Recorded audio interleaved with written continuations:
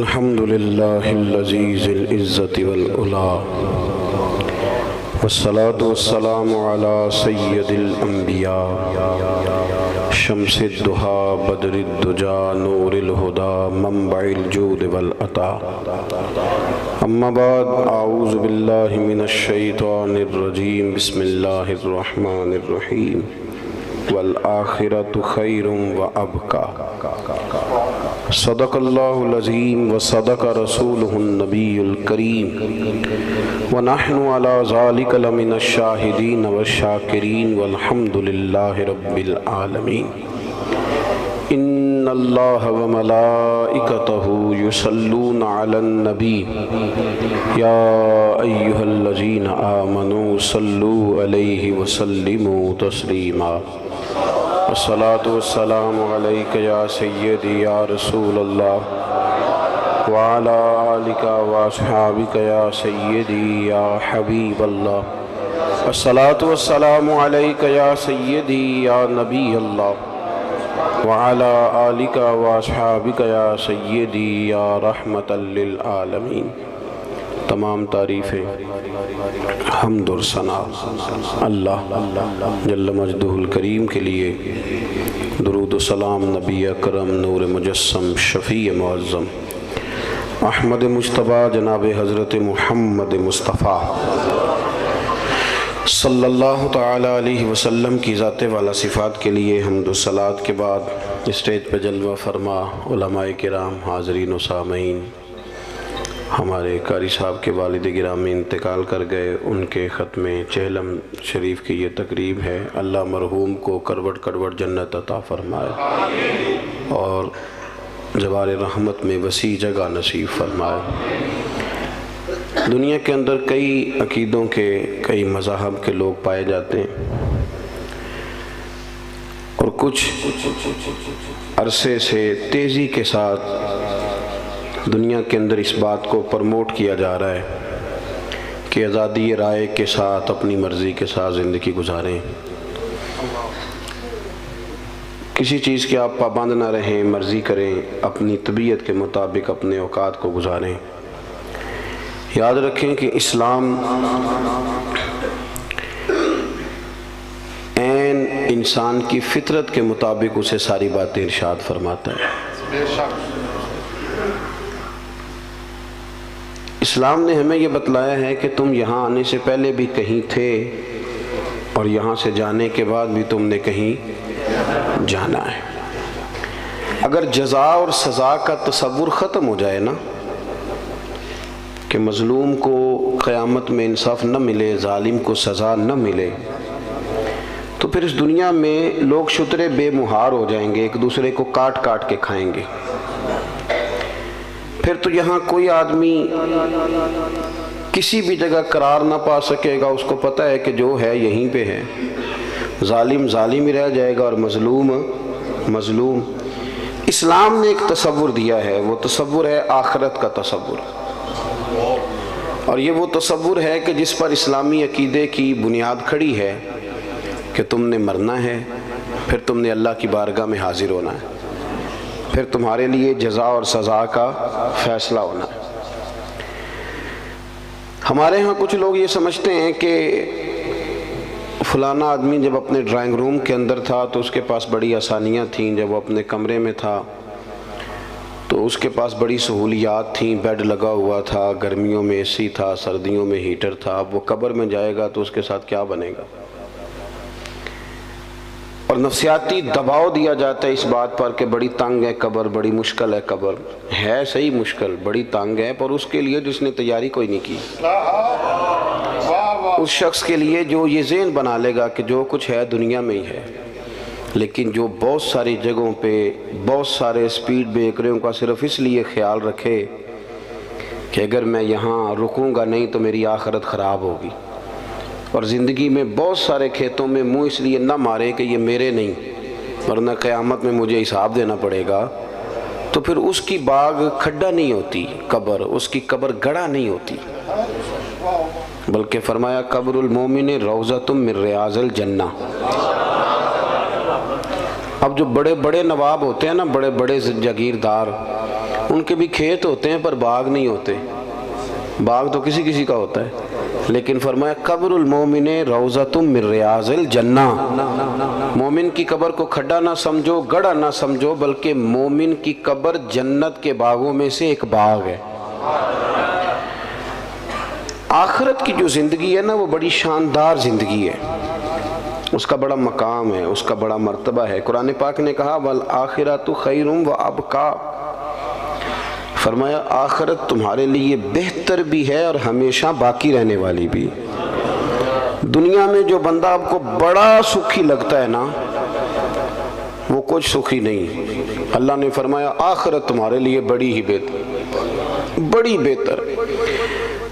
15 سال مسلسل پردیس میں رہ کے آدمی واپس اپنے گھر آئے تو اس کی ماں حیات ہو، زندہ ہو تو بڑا استقبال کراتی ہے، اس کا دل کرتا ہے مکان ہی آج نیا بنا دوں، میرا بیٹا 15 سالوں کے بعد آ رہا ہے، بڑا بندوبست کرتی ہے۔ لیکن میرے دوستو یاد رکھنا، ماں بڑا پیار کرتی ہے، پر جب بندہ مر کے قبر میں جاتا ہے تو اللہ کی رحمتیں اس سے بڑھ کر کہیں اس کا استقبال کرتی ہیں، اس کو نوازا جاتا ہے، اس کو عطا کیا جاتا ہے۔ اور مومن کو قیامت کے دن جنت ملے گی، جنت۔ وہ جیسا کہ ہمارے بزرگ کہہ رہے تھے، اب بات چلی گئی ہے ان لوگوں کے ہتھے، اسٹیج کے مالک وارث وہ لوگ بن گئے ہیں جو مبادیات اور ضروریات سے بھی آگاہ نہیں۔ جنت کا بڑا مذاق اڑایا جاتا ہے اور ڈھیر سارا مذاق اڑایا جاتا ہے۔ آپ پلٹ کا ذرا دیکھ لیں، قرآن مجید کی 20 آیات ہیں حصول جنت پر، جنت کی نعمتوں پر۔ نبی پاک صلی اللہ علیہ وسلم کی احادیث اتنی کثرت سے ہیں کہ جنت پر ہمارے محدثین نے کتب احادیث میں پورے پورے باب باندھے، ایک دو حدیثیں نہیں، پورے پورے باب۔ لیکن قوم میں کتنا کچھ شعور ہے جنت کے حوالے سے؟ قرآن مجید کا اہم عنوان ہے جنت، کتنا کچھ شعور پایا جاتا ہے، کس حد تک لوگوں کی دلچسپی ہے۔ میں کبھی کبھی سوچتا ہوں کہ مطلب لوگوں کو کس طرف ان کو ٹرین کیا جا رہا ہے، کدھر بھیجا جا رہا ہے، ذہن سازی کیا کی جا رہی۔ نعت خاں اسٹیج پہ کہتا ہے خورے تو کیڑی جنت دیاں گلاں کرنا ہے، او دیاں گلاں جدیاں اللہ نے قرآن پاک وچ کیتیاں، اسے جنت دیاں جدیاں گلاں نبی پاک نے کیتیاں۔ لیکن وہ کچے نظریات، اور ہمارے لوگ بڑے ڈرے ہوئے، وہ کہتے ہیں موج تو دنیا میں تھی، مر جائیں گے تو قبر بڑی خوفناک ہے، تو منظر بھئی ہے سارا کچھ ٹھیک ہے، لیکن آپ اپنے اعمال ٹھیک کریں تو پھر تو قبر میں آپ کا استقبال ہوگا۔ اور حدیث پاک سنیے کہ میرے نبی کریم صلی اللہ تعالیٰ علیہ وسلم نے فرمایا، یہ بخاری مسلم دونوں میں ہے، حضور فرمانے لگے تمہارے رب نے جنت میں تمہارے لیے ایسی نعمتیں تیار کی ہیں، ایسی نعمتیں تیار کی ہیں، نہ کسی آنکھ نے دیکھی، نہ کسی کان نے سنی، نہ تمہارے دل پر کبھی خیال بھی گزرا ہوگا کہ اللہ یہ چیزیں بھی دے گا، یہ والی چیزیں بھی تمہیں دے گا۔ اور حضور فرمانے لگے جنت میں تمہیں اتنا سا پلاٹ مل جائے نا جتنا کوڑا رکھنے کی جگہ ہوتی، درہ دیکھا نا آپ نے کوڑا، جتنی کوڑا رکھنے کی جگہ ہوتی ہے اتنی کسی کو جنت میں جگہ مل گی نا، صرف اتنی۔ تو حضور فرماتے ہیں جو کچھ دنیا میں ہے اس سب سے اس کے لیے اتنی جگہ ہی بہتر ہے۔ توجہ دلائی ہماری شوق۔ اور پھر حضور نے صحابہ سے کہا تھا کہ تم نے دنیا میں اس طرح رہنا ہے جس طرح کوئی مسافر رہتا ہے، کن فی الدنیا کانک غریب او عابر سبیل او کما قال صلی اللہ علیہ وسلم، اس طرح وقت گزارنا جس طرح مسافر یا راہگیر وقت گزارتے۔ تو کبھی بھی کسی بندے نے کرائے کے مکان پہ پیسے نہیں خرچ کیے، وہ کہتا مجھے کیا مصیبت بنی ہے کرائے کے مکان پہ لگاؤں، میں اپنے مکان پہ لگاؤں گا، اپنا خریدوں گا تو لگاؤں گا۔ پردیس میں جو لوگ جاتے ہیں 30 سال رہتے ہیں پر کمبل بھی نہیں بدلتے، وہ کہتے ہیں یہ میرا گھر تو نہیں نا، میرا گھر تو پاکستان میں، حالانکہ یہاں آ کے وہ 10 دن رہتے ہیں پھر لوٹ جاتے ہیں، لیکن یہاں پیسہ خرچ کرتے ہیں۔ اصل گھر سمجھتے ہیں کہ میرے وطن میں ہے، میرا اور آپ کا اصل گھر رب کریم نے جنت میں بنایا ہے۔ آپ دیکھیں رسول کریم صلی اللہ تعالیٰ علیہ وسلم کے احوال شریفہ کو، سیرت مبارکہ کو آپ مطالعہ فرمائیں تو حضرت عمر فاروق رضی اللہ تعالیٰ اپنی طبیعت کے لحاظ سے ایک سخت مزاج آدمی تھے، جلالی تھے، اصول پسند تھے، لیکن کہتے ہیں ایک دن میں ملنے گیا سرکار کی بارگاہ میں تو حضور سو کے اٹھے تھے، تو کمر مبارک پر نا موٹے بان کی چارپائی کے نشان پڑے ہوئے تھے۔ موٹے باندھ کی چارپائی۔ تو حضرت عمر کہتے ہیں میں رو پڑا اور بڑے خلوص کے ساتھ رو کے عرض کرنے لگے یا رسول اللہ صلی اللہ علیہ وسلم، کیسر و کسریٰ اللہ کے دشمن ہیں اور وہ اتنی موج کرتے ہیں، مخملوں پہ سوتے ہیں، آرام دہ جگہ پہ، اور آپ اللہ کے حبیب ہو کے کہتے ہیں کہ میں نے رو کے کہا۔ توجہ ہے نا میری بات پر؟ وہ پہلے ہی بڑے مخلص تھے اور مرد کے آنسو اکثر خالص ہی ہوتے ہیں، تو کہا کہ رو کے میں نے عرض کیا۔ تو سرکار دو عالم صلی اللہ علیہ وسلم نے مجھے شاباشی نہیں دی، یہ نہیں فرمایا کہ اللہ تیری محبت قبول کرے، یہ نہیں فرمایا کہ تیرا پیار اپنی جگہ ٹھیک ہے، بلکہ نبی کریم نے آپ میں جس طرح بات سمجھانا چاہتا ہوں اس کو ذرا اس پہلو میں لینا۔ یہ نہیں فرمایا کہ عمر کوئی نہیں اللہ خیر کرے میں سکون میں، یہ بھی نہیں فرمایا۔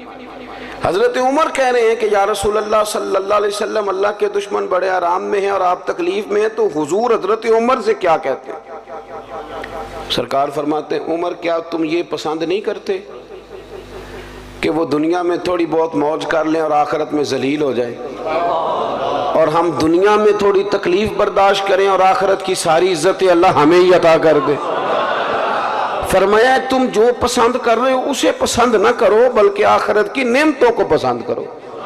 یہ باقاعدہ تربیت دی، یہ باقاعدہ شوق دیا، یہ باقاعدہ تیاری کی۔ حضرت انس بن مالک رضی اللہ تعالیٰ عنہ فرماتے ہیں کہ میں اس دن کھڑا تھا جس دن شہداء احد کی تدفین کی جا رہی تھی۔ تو حال یہ تھا کہ حضرت صفیہ رضی اللہ تعالیٰ عنہ نبی پاک صلی اللہ علیہ وسلم کی پھپھو جان، انہوں نے جب دیکھا نا کہ میرے بھائی حضرت امیر حمزہ کا سارا وجود کاٹ دیا گیا، تو وہ دو کپڑے لے کے آئیں کفن کے لیے۔ تو کہا کہ یا رسول اللہ صلی اللہ علیہ وسلم میرے بھائی کو اس میں کفن دے دیں۔ تو اللہ کے محبوب صلی اللہ علیہ وسلم کفن دینے لگے تو ساتھ ہی حضرت مصعب ابن عمیر کی لاش مبارک پڑی تھی، وہ بھی شہید ہو گئے تھے۔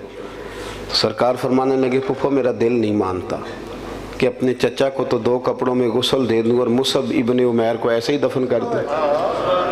تو پھوپھی کہنے لگی کہ حضور آپ اس طرح کریں، ایک کپڑا انہیں دے دیں اور ایک انہیں دے دیں۔ اب ایک کپڑا چھوٹا تھا ایک بڑا تھا، اللہ کے رسول نے بڑا کپڑا حضرت مصعب ابن عمیر کو دیا، چھوٹا کپڑا حضرت امیر حمزہ کو دیا۔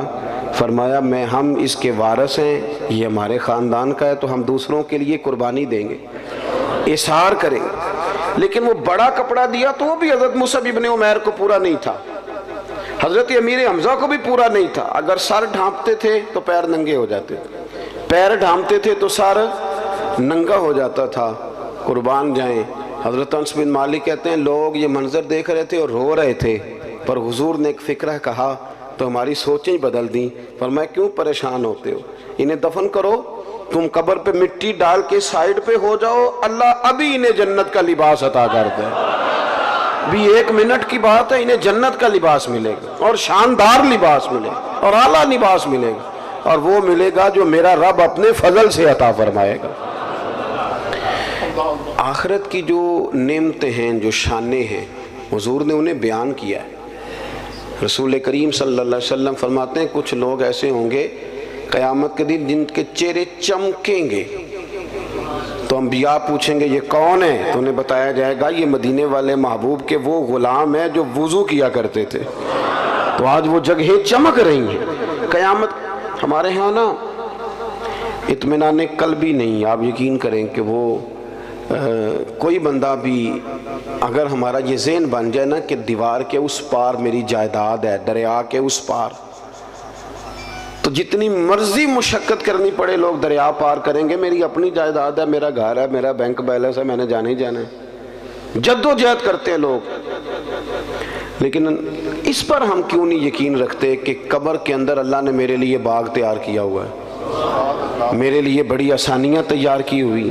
صحابہ کو نا انشراح صدر حاصل ہو گیا تھا، انشراح صدر، دل گواہی دیتا تھا کہ واقعی نا ہمارے لیے جب احد کی جنگ ہو رہی تھی تو حضرت انس بن نضر رضی اللہ تعالیٰ عنہ، یہ حضرت انس بن مالک کے چچا ہیں، تو جب کافروں نے یہ خبر اڑا دی کہ سرکار کو شہید کر دیا گیا تو صحابہ کے حوصلے کچھ پست ہوئے، تو حضرت انس بن نضر پتہ کیا کہتے تھے لوگوں سے، کہتے تھے پیچھے نہ جاؤ، تلواریں اٹھاؤ، اور آپ فرماتے تھے وہ جس جنت کی حضور نے ہمیں خوشخبری دی ہے نا، فرماتے تھے اللہ کی عزت کی قسم مجھے احد پہاڑ کے اندر سے اس جنت کی خوشبو دنیا میں محسوس ہو رہی ہے۔ انشراح صدر ہو گیا تھا کہ آخرت میں اللہ نعمتیں دے گا۔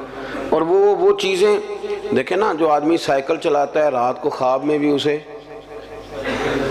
ہمارے ایک بزرگ ہیں تو انہوں نے بیان کیا کہ امام جلال الدین سیوطی رحمۃ اللہ علیہ کو جاگتے ہوئے 72 مرتبہ رسول کریم کی زیارت نصیب ہوئی۔ تو آپ تو خیر بڑے خوبصورت لوگ ہیں، آپ نے سبحان اللہ کہا ہے، پر جنہ کور کے ویکھے ہونا بھی میں تکیا ہے، جنہ کوریا ہے، یہ بھی ایک دور ہے۔ اب کرامت پہ لوگ نا تھوڑا گھورتے ہیں، یہ کیسے جی؟ تو بڑی صاف سی بات ہے میرے بھائی، محدثین کو، علماء کو، بزرگوں کو ہوں مخلص، انہیں زیارت ہوتی ہے۔ وجہ اس کی یہ ہے کہ جو بندہ سائیکل چلائے، اگر رات کو خواب میں وہ سائیکل چلاتا ہے کہ نہیں؟ میری طرف دیکھیں جی، میری بات سنیں۔ اور اگر وہ شخص دن میں کوئی کام کرے تو رات کو خواب میں بھی وہی کام کرتا ہے، تو جو سارا دن رسول اللہ کی حدیث پڑھے اور نبی پاک کا دین پڑھائے اور سیرت میں رہے، میری عمر مدینے دے ٹبیاں دی تصویر بناؤں دیاں گزر گئی، تو جو اپنا سارا وقت اسی میں بتاتا ہے نا، ہو مخلص، اس کا نظریہ یہ ہو کہ میں محبوب کی باتیں کر رہا ہوں، تو جو سارا دن محبوب کی باتیں کرتا ہے وہ خواب میں بھی محبوب کی باتیں کرتا ہے۔ تو اس میں رٹا ڈالنے کی تو بات ہی کوئی نہیں۔ تو انشراح صدر ہو، انہیں تو خواب بھی جنت کے آتے تھے، کیونکہ انہیں پتا تھا کہ ہم نے جنت میں جانا ہے۔ ہمارا مزاج نہیں، ہم کہتے ہیں اوہ مر گئے تو سلسلہ ختم، کیونکہ ہم نے ساری سیاست ہی دنیا داری کے لیے کی ہوئی ہے، ہم نے سارا منصوبہ ہی دنیا کے لیے، ظاہر ہے جو ہم نے جمع کیا ہے، جس ماحول کے لیے جمع کیا، جب وہ ماحول ختم ہوا تو وہ کام بھی ختم ہوا۔ اللہ کے بندے تو بڑا خزانہ جمع کرتے تھے آخرت کے لیے، تیاری کر کے رکھتے تھے، تو پھر ظاہر ہے انہیں خواب بھی اسی کے آتے تھے۔ بخاری شریف میں حدیث ہے، ایک خاتون سرکار دو عالم صلی اللہ علیہ وسلم کی بارگاہ عالی مرتبت میں حاضر ہوئیں، انہیں مرگی کا مرض تھا۔ مرگی کا مرض اعصابی ہوتا ہے، ہمارے ہاں جو پٹھوں کی تکلیف ہوتی ہے نا، تو اس کے لیے نیورو سرجن سے علاج کرایا جاتا ہے۔ نیورو سرجن بنیادی طور پہ دماغ کا ڈاکٹر ہوتا ہے، لیکن چونکہ اعصاب سارے کاؤنٹ ہوتے ہیں پورے وجود میں، تو پھر وہ اعصابی تناؤ جو ہے اس کو وہ دیکھتا ہے، اس کو چیک کرتا ہے، اور باقی ساری چیزوں کو اسی پر پھر وہ استدلال کرتے ہیں اور اس کا علاج کرتے ہیں۔ تو اعصابی مرض ہے، جب کسی کو مرگی ہوتی ہے تو وہ بندہ بے ہوش ہو جاتا ہے اور اس کا سارا وجود اس کے کنٹرول میں نہیں رہتا، وہ بیچارہ بے بس ہو جاتا ہے۔ تو کتنی بڑی تکلیف ہوتی ہے، اور انسان بیمار ہو اور پھر مرگی سے بیمار ہو۔ تو وہ خاتون حاضر خدمت ہوئی تو عرض کرنے لگی، یا رسول اللہ صلی اللہ علیہ وسلم مجھے مرگی ہے، حضور میں بڑی تکلیف میں ہوں، مہربانی فرمایا میرے لیے دعا کر دے۔ اب اللہ کے رسول نے کیا فرمایا؟ حضور فرمانے لگے بی بی ہے، اور خواتین میں حوصلہ بھی کم ہوتا ہے، اور ویسے بھی جب بندہ بیمار ہو تو اس کا حوصلہ بڑا جوان بھی ہو تو حوصلہ ٹوٹ جاتا ہے۔ تو وہ خاتون تھی، بیمار تھی، یا رسول اللہ صلی اللہ علیہ وسلم بڑی تکلیف میں ہوں، مرگی کا مرض ہے۔ تو نبی کریم صلی اللہ علیہ وسلم نے فرمایا تو میرے ساتھ ایک سودا نہیں کر لیتی؟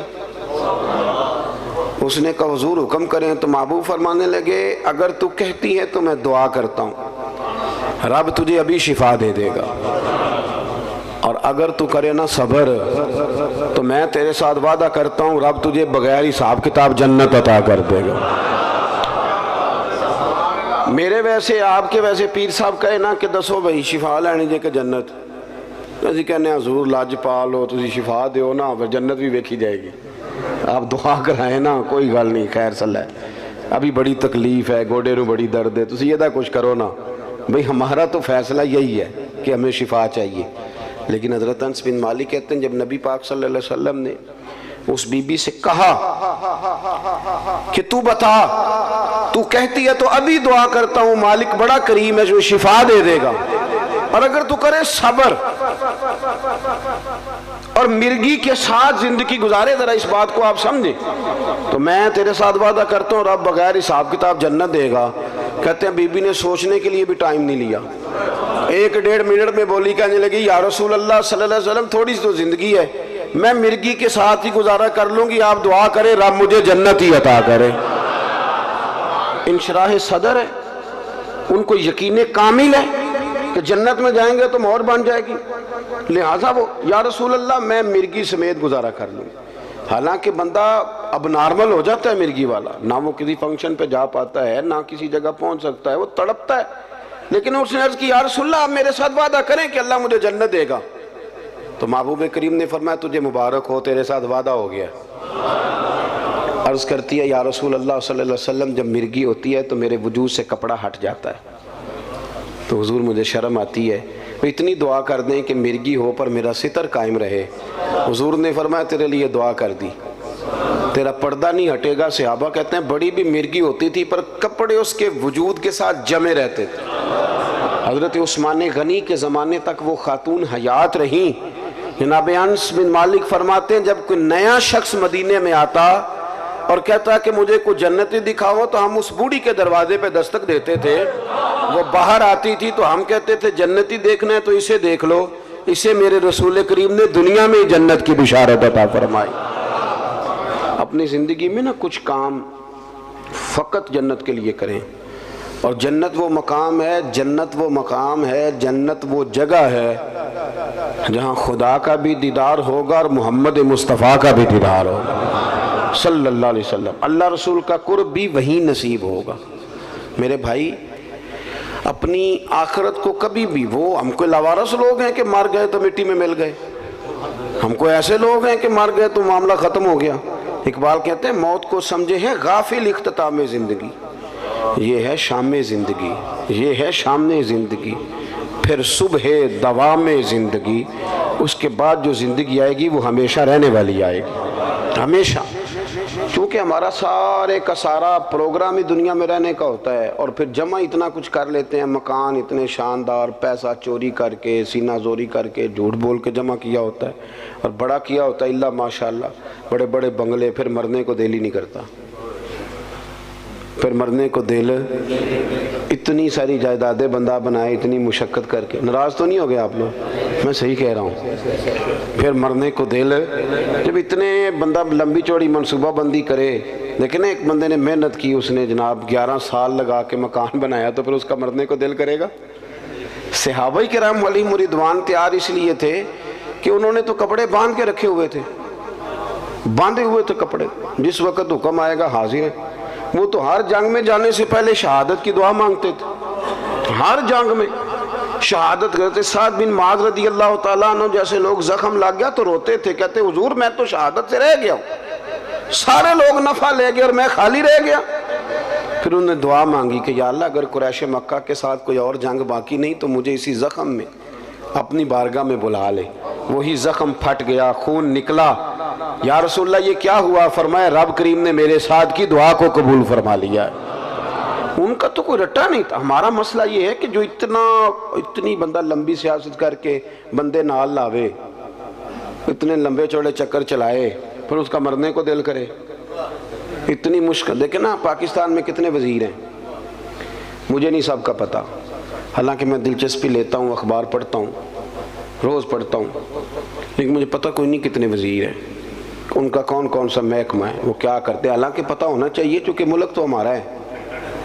ان بیچاروں نے تو اتنی دیر ہے نا جتنی دیر یہ وزیر ہیں، جس دن ختم ہے اس دن انہوں نے چلے جانا ہے۔ ملک تو ہمارا ہے۔ تو مجھے نہیں پتا، آپ میں سے بھی شاید کوئی بندہ ہو جو سارے وزیروں کو جانتا ہو کہ ہے کوئی، میرا خیال ہے کہ ایسا، ٹھیک کہہ رہا ہوں جی، پر وزیر تو بڑا راضی ہے نا، وہ تو کہتے ہیں نا 15 گڈیاں آگے نے 15 پیچھے نے تو بندوقاں، وہ تو کہتے ہیں نا میں نے ساری دنیا فتح کی ہوئی ہے۔ حالانکہ بہت سارے لوگ ایسے ہیں جنہیں کوئی پتہ نہیں کہ یہ کون ہے، کدھر سے آیا ہے، پر وہ تو راضی۔ اسی طرح ہم سارے راضی ہیں اپنی دنیا میں، یہ بھی میں نے فتح کر لی، یہ بھی میرا کما، کچھ بھی نہیں صاحب، کچھ بھی نہیں، کوئی شے ہی نہیں۔ حضرت مولا علی شیر خدا کرم اللہ تعالی وجہ الکریم قبرستان گئے تو جا کے مردوں سے کہنے لگے تمہارا کیا حال ہے؟ تو ایک مردہ بول کے قبر سے کہنے لگا ہڈیاں ٹوٹ گئی ہیں، کفن پھٹ گیا، مال پیچھے دے آئے تھے، حساب ہمیں دینا پڑ رہا ہے۔ علی یہ بتاؤ ہمارے پچھلوں کا کیا حال ہے؟ تو مولا علی کہنے لگے تمہاری بیویوں نے نکاح کر لیے، تمہاری اولادوں نے مال تقسیم کر لیا، تمہارے دوستوں نے نئے دوست بنا لیے۔ پہلے تو تمہارا نام کبھی کبھی لیا جاتا تھا، اب تو زمانہ بیت گیا، تمہیں یاد ہی کوئی نہیں کرتا۔ اب تو کوئی او پہ دس دیاں قبراں جنہاں تے پھول پے، ادھروں کوئی نہیں جی آمدہ، ادھروں لکھاں گئے، کوئی بندہ نہیں جس نے کبھی یاد کیا۔ ختم ہو گیا مسئلہ، پڑا ختم ہو۔ میرے عزیز، چونکہ دنیا داری بڑی جمع کر لیتے ہیں، مال بڑا اکٹھا کرتے ہیں، صبح سے شام تک ساری مشقت ہی دنیا داری کے لیے، ساری مشقت۔ میں نے سویرے ولیمے میں جانا ہے، دوپہر تعزیت کرنی ہے، شام کو فلانا کام کرے، ساری دنیا داری ہے۔ ہاں اگر رضا الہی کے لیے ہو تو دین ہے، لیکن ہماری ہر بندے کی ایک مختصر سی سیاست ہوتی ہے اپنے دائرہ کار میں، وہ جس شعبہ ہے زندگی سے بھی تعلق رکھتا ہو، تو وہ چونکہ ساری محنت دنیا کے لیے کرتا ہے، پھر اس کا مرنے کو دل ہی نہیں کرتا۔ حضرت فرید الدین عطار رحمت اللہ علیہ فرماتے ہیں، میں توبہ کرنے سے پہلے عطر بیچتا تھا۔ عطار، عطر کا کاروبار بڑا مہنگا ہے آج بھی عرب شریف میں۔ آپ مدینہ شریف جائیں نا تو سونے والی دکان کے بالکل سال خوشبو والی دکان ہوتی، یعنی جتنا کرایہ سنار دے رہا ہے اتنا ہی خوشبو والا بھی دے رہا ہے۔ ایک مہنگا ترین کاروبار ہے پوری دنیا میں۔ تو کہتے ہیں میں بڑا امیر آدمی تھا تو میں نے عطر کی دکان بنا لی، میں عطار تھا تو بڑا خوبصورت میں نے ہال بنا کے اس کے اندر میں نے بڑا زبردست ڈسپلے کیا اور میں نے خوشبوئیں اس کے اندر لگائیں۔ میں اپنے کام میں لگا ہوا تھا تو کبھی کبھی ضمیر کہتا تھا یار یہ دنیا داری ہے چھوڑ دے۔ اللہ والوں سے پیار بھی بڑا تھا، ان کی تذکرۃ الاولیاء دیکھیں تو پتہ چلا انہیں بڑی معرفت ہے رب کے بندوں کی۔ تو کہتے طبیعت بھی مائل ہوتی تھی پر وہ بندے خول نہیں نہ توڑتے ساری زندگی، حق پہچان کر بھی حق کے قریب جا نہیں سکتے، چونکہ خول کون توڑے، دنیا داری کا، برادری کا، قبیلے کا کون توڑے۔ فرمانے لگے کہ ایک دن نا میں دکان میں بیٹھا تھا تو ایک بزرگ آ گئے سادے سے، تو کبھی کوئی خوشبو دیکھتے، کبھی کوئی خوشبو دیکھتے، کبھی کوئی خوشبو دیکھتے۔ تو سیل مین کی عادت ہوتی ہے نا جی کیا حکم ہے کیا چاہیے، وہ لا لا کے چیزیں دکھاتے ہیں، اچھے سیل مین کا طریقہ ہوتا ہے۔ تو فرماتے میں نے نا تھوڑی دیر تو بابا جی کو موقع دیا کہ وہ تلاش کر لیں، پھر میں سمجھا کہ کوئی گاہک ہے اور کوئی چیز تلاش کر رہے ہیں جو مل نہیں رہی۔ تو کاؤنٹر کے اندر بھی میں نے شیشیاں رکھی ہوئی تھی، تو میں نے بابا جی سے کہا بزرگوں کیا تلاش کر رہے ہیں، کیا دیکھ رہے ہیں، مجھے بتائیں میں پیش کرتا ہوں۔ کہتے بابا جی تھوڑی دیر چپ کر گئے، پھر غور سے میرا چہرہ دیکھا، کہنے لگے پتر میں تو صرف یہ دیکھ رہا ہوں کہ تیری جان بڑی مشکل سے نکلے گی۔ تو کہتے ہیں مجھے، میں دنیا دار تھا، دنیا دار کو نصیحت کریں تو اسے غصہ ہی آتا ہے، مجھے غصہ آیا۔ میں نے کہا جی کیوں مشکل سے نکلے گی؟ تو کہنے لگے یار تو نے مال ہی بڑا جمع کیا ہوا، جب تم مرنے لگے گا کبھی یہ بوتل یاد آئے گی، کبھی یہ والی یاد آئے گی، کبھی یہ والی یاد آئے گی، کبھی فلانے بینک والا اکاؤنٹ پریشان کرے گا، کبھی دوسرا کرے گا، کبھی وہ والی زمین، کبھی تو کیسے مرے گا، تیرا تو مرنے کو دل ہی نہیں چاہے، تو نے تو دنیا داری۔ کہتے ہیں اور غصہ لگا مجھے بابے کی بات کا، تو میں نے پورے غصے میں کہا بابا اچھا اسی کہتے نہیں تو اپنی قبریں جانا ہے تے میں نے کہا میری مشکل سے نکلے گی تو تیری کیسے نکلے گی؟ تو کہتے ہیں بابا جی کہنے لگے ادھر آ کاؤنٹر سے باہر بتاؤں کیسے نکلے گی، ادھر آ باہر۔ کہتے ہیں میں بابا جی کے قریب آیا تو بابا جی کہنے لگے دکھاؤں تجھے کیسے نکلے گی؟ میں نے کہا دکھائیں۔ وہ فرش پہ لیٹ گئے، کلمہ پڑھا اور ان کی روح پرواز کر گئے۔ عرش فرشتے بانگا ملیاں، مکے پہ گئے شور، بلے شاہ آسان نہیں ہوں مرنا، اے مر گیا ہی کوئی ہور۔ کہتے ہیں ان کی روح پرواز کر گئے، کہنے لگے یوں نکلے گی جان۔ کہتے ہیں میں سکتے میں آ گیا، مجھے سمجھ ہی نہ آئے یہ بنا کیا ہے۔ اس طرح کے بھی کوئی بندے ہوتے ہیں، اس طرح کے بھی بندے۔ امام غزالی نے وضو کیا، غسل کیا، کفن پہنا، خوشبو لگائی، چارپائی پہ لیٹے، کہنے لگے اچھا مالک اگر تیری یہ مرضی ہے تو میں بھی تیار ہوں، کلمہ پڑھا تو روح پرواز کر گئے۔ میرے عزیز، حضرت فرید الدین عطار رحمت اللہ تعالیٰ علیہ فرماتے ہیں کہ میں بابا جی لیٹے ہوئے ہیں، چہرہ چمک رہا ہے، روح پرواز کر کے مجھے سمجھ نہیں آ رہی۔ میں نے کہا یار اتنا بڑا کمال۔ کچھ لوگ میں نے بلائے، غسل دیا، کفن پہنایا، جنازہ پڑھا، بابا جی کو دفن کیا، تو پھر میں اپنی دنیا داری بھی دفن کر آیا، پھر میں نے دفن کر دی اپنی دنیا داری۔ میں نے کہا ختم ہو گیا معاملہ، اب ضرورت کیا ہے ان چیزوں۔ ہمارا جو مسئلہ ہے نا میرے بھائی، وہ دن بدن پیچیدہ ہوتا چلا جا رہا ہے، پیچیدہ سے پیچیدہ۔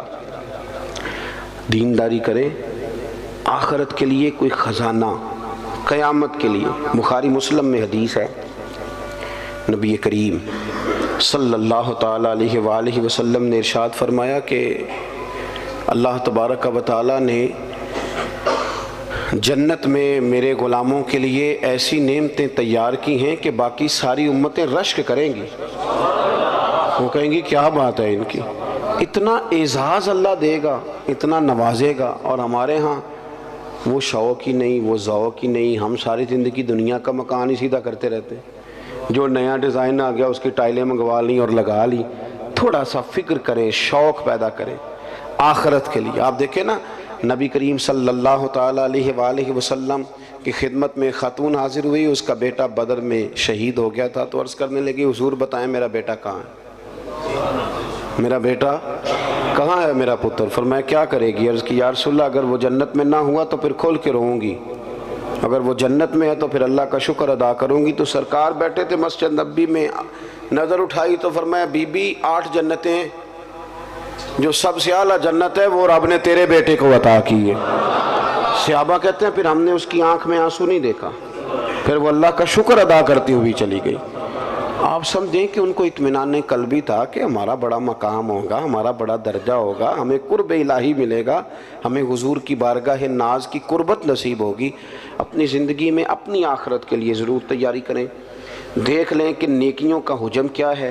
اگر مجھے آج اتنا پتہ ہے نا کہ میرا مکان کتنے کا ہے اور میرے جیب میں اور میرے اکاؤنٹ میں پیسے کتنے ہیں، یہ اگر مجھے پتہ ہے تو مجھے یہ بھی پتہ ہے کہ میری نیکیوں کے خزانے میں کیا کچھ ہے، اور مجھے پکا پتہ ہے کچھ نیکیاں ہم کرتے ہیں نا تو وہ کئی دفعہ اس قابل نہیں ہوتی کہ ان سے کوئی اجر کا مطالبہ کیا جائے، اس لیے کہ وہ بہت ساری جگہوں پہ دکھاوا ہوتا ہے، ملمہ سازی ہوتی ہے، وہ اپنی بڑھوتری کے لیے بھی کچھ کام ہوتے ہیں۔ تو مجھے وہ حضرت خواجہ معین الدین چشتی رحمۃ اللہ علیہ نا آخری عمر میں بڑا رویا کرتے تھے، بڑا ہی روتے تھے۔ تو ایک دن سارے مریدین نے خواجہ قطب صاحب سے کہا کہ آپ حضرت سے عرض کریں اتنی آہوزاری؟ تو خواجہ قطب صاحب رحمۃ اللہ نے عرض کی حضور 50 سال آپ نے عشاء سے لے کر فجر تک اپنے رب کی عبادت کی، دین اتنا پھیلایا ہے، اتنا پھیلایا ہے کہ قطب الدین بختیار کاکی جیسے صوفی بھی اور شہاب الدین غوری جیسے مجاہد بھی، یہ سارے آپ کی نگاہ کی کرامات ہیں۔ تو اتنی آہوزاری، اتنا کچھ کیا، اتنی نیکیاں کی۔ تو خواجہ صاحب کا ایک جملہ تاریخ میں بڑا شاندار ملتا ہے، فرمانے لگے قطب الدین نیکیاں تو کافی ساری ہیں پر یار کو پیش کرنے کے قابل کوئی بھی نہیں۔ سوچتا ہوں اگر تحفہ بنا کے پیش کروں گا تو کیا پیش کروں گا، کچھ تو ایسا ہونا چاہیے جو پیش کرنے کے قابل ہو، اس پر ہماری توجہ ہو۔ دعا کرتا ہوں اللہ تعالیٰ مرحوم کی کامل مغفرت فرمائے اور ان کے پسماندگان لواحقین کو اللہ صبر جمیل عطا فرمائے، ہمارے حال پہ رحم فرمائے۔ آخر دعوانا الحمدللہ۔